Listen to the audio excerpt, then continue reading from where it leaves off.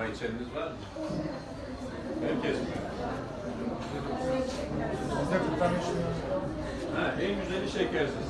Burada şeker yarıya kadar indirmişler ama tamamen bitirmek en güzeli. Çünkü şeker vücutta ilk önce yağ dönüşür. Yağ da kiloya dönüşür.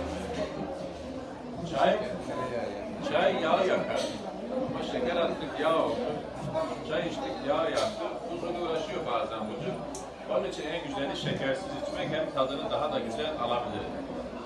Şimdi ülkemizde dünyada genelde 11 ay çay hasadı yapılabiliyor.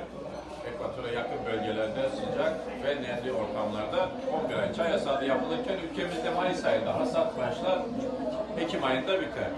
Bitki yaklaşık 15-20 santim kadar büyüdüğünde makasla kesilir, görmüşsünüzdür. O makasla kesilen çaylar siyah çay yapılır. Türkiye'de makasla çay hasadı yapılır ama biz burada bu atölye dediğimiz bölümde birkaç çeşit ürün yapıyoruz. Bunlardan en önemlisi tabii ki beyaz çay ama